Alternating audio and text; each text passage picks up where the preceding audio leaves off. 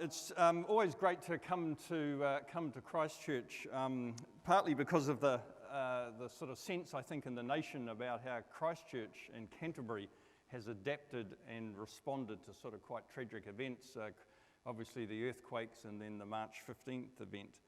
And one of my previous job, I was the High Commissioner in Australia, and one of the things that I sort of really noticed running through the business community there was how frequently you came across boards who would organise one of their board meetings here in Canterbury, because against the adaptability and resilience that this community had shown, they thought it was an excellent backdrop to the sort of discussions that they were having as boards in terms of dealing with unexpected events.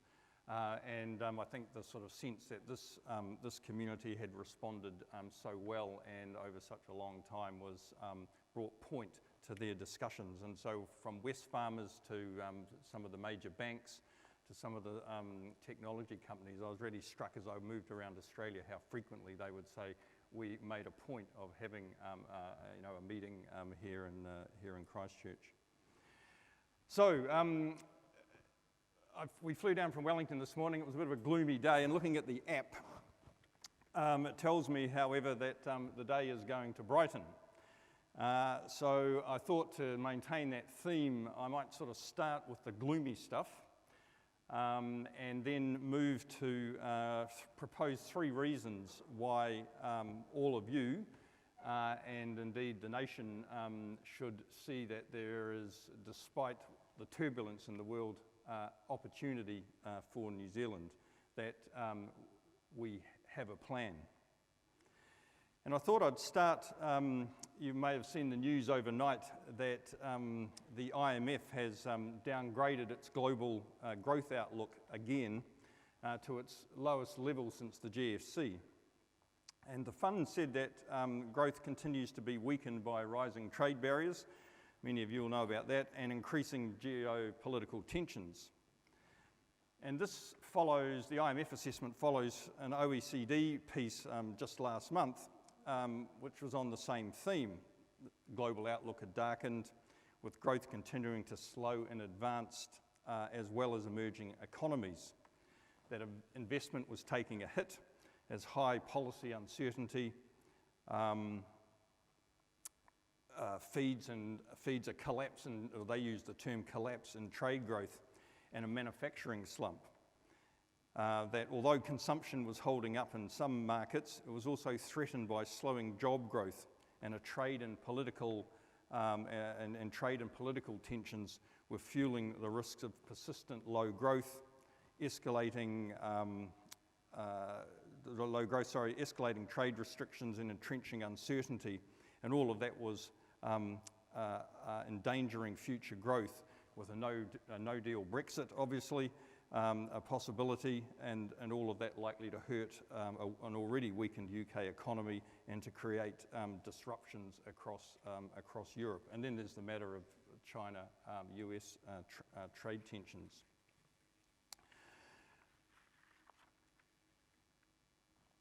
So against that sort of gloomy outlook, and I think that all of that sort of speaks to the challenges that face a small, open economy in the Southwest Pacific, and how we might navigate those challenges.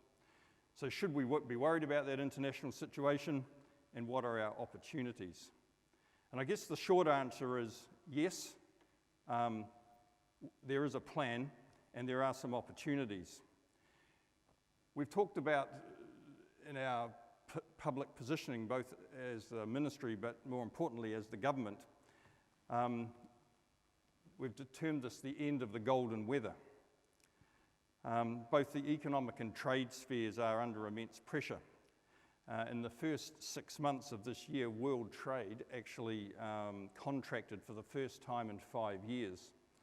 Last week, the IMF estimated that trade tensions could mean a loss of around US $700 billion in global growth by 2020. So that's 3 times the size of the New Zealand economy.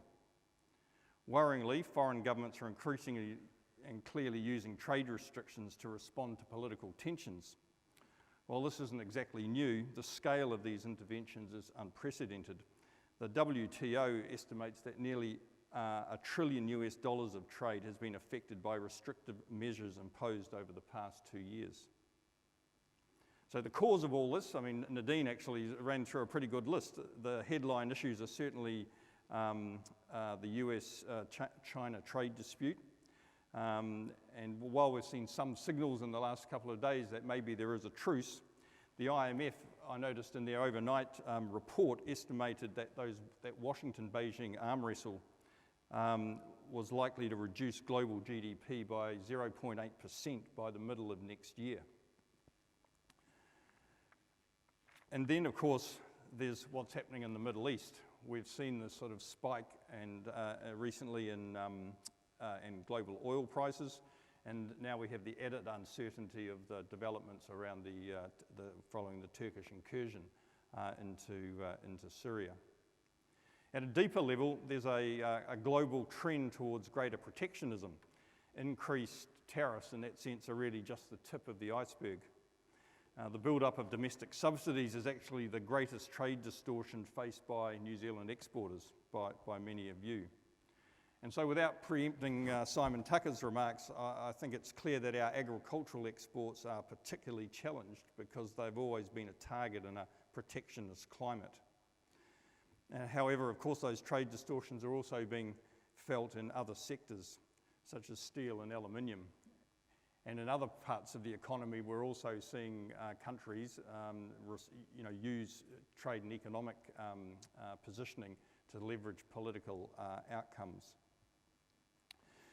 So I wanted to move against that gloom and that sort of sense of turbulence and uncertainty, the sort of end of the golden weather, and the sort of facts which support it. I wanted to sort of take a more optimistic assessment about why New Zealand has in its ability to navigate this uncertainty, including because of the expertise and commitment of our export sector. I always like the line that an optimist was really, a pessimist was really just a well-informed optimist.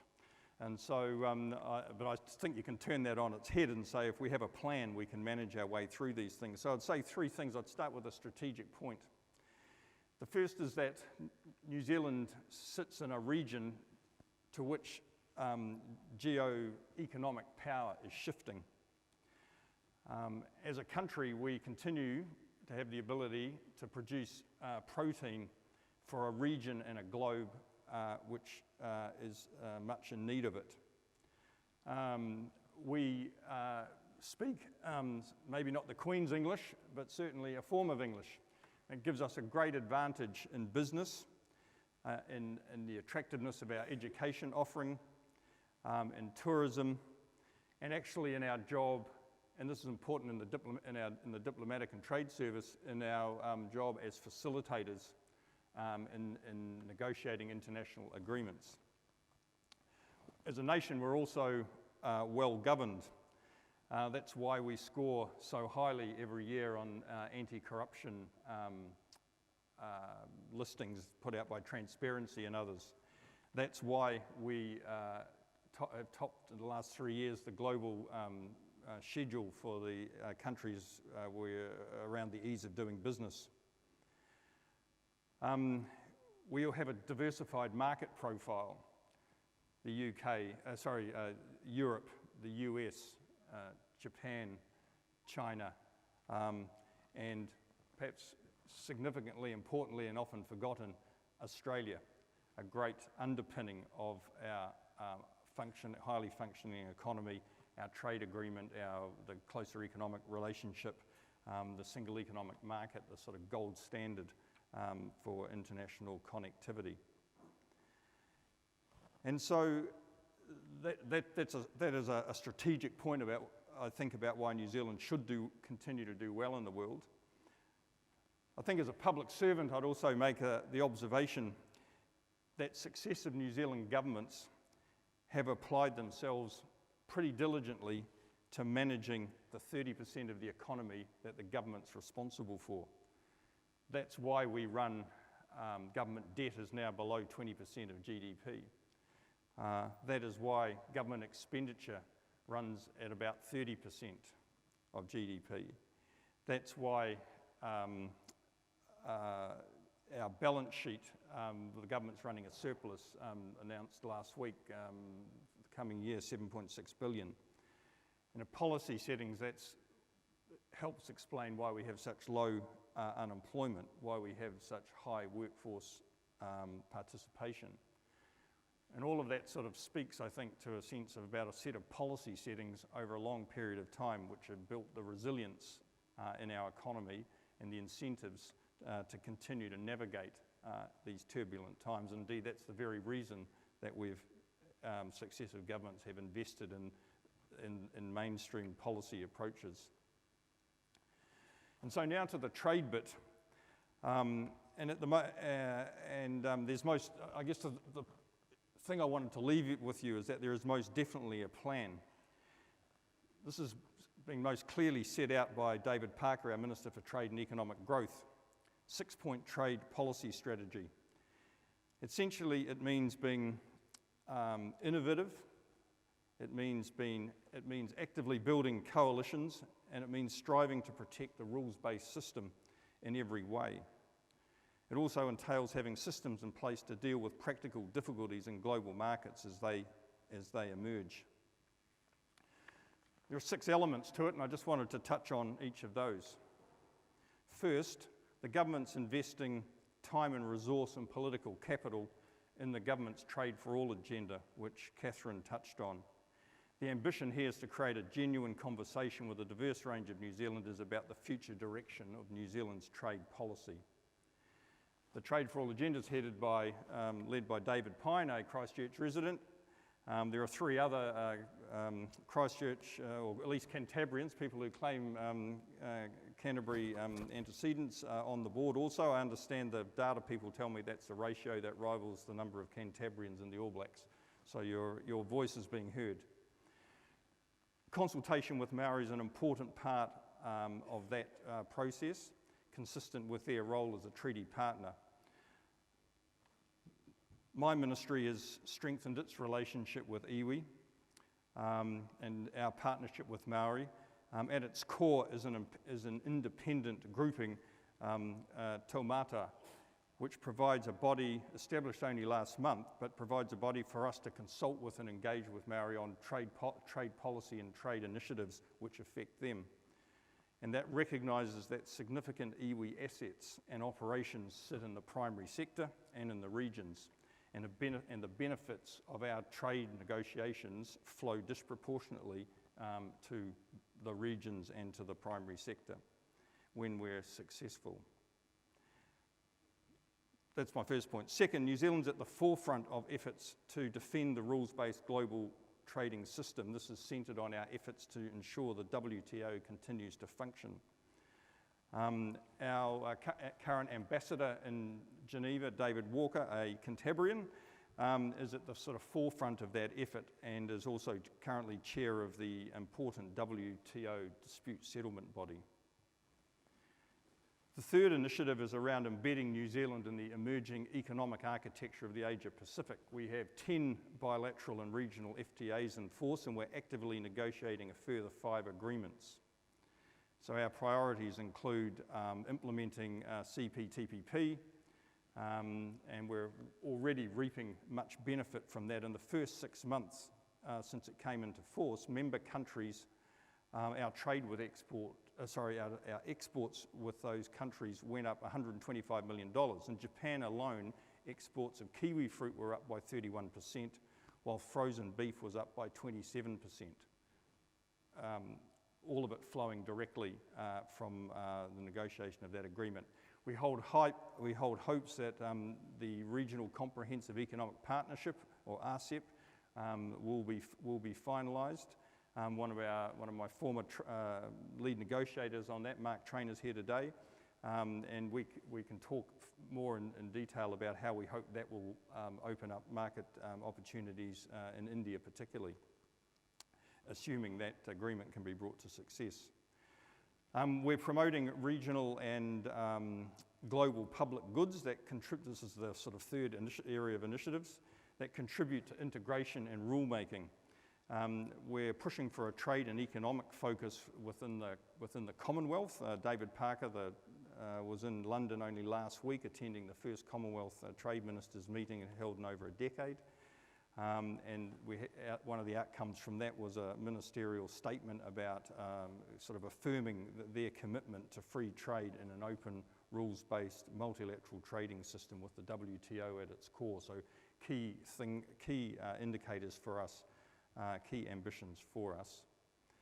We're encouraging the concept of flexible and open negotiating arrangements, and these mechanisms have to support a rules-based trading system and lead back into and refresh the WTO.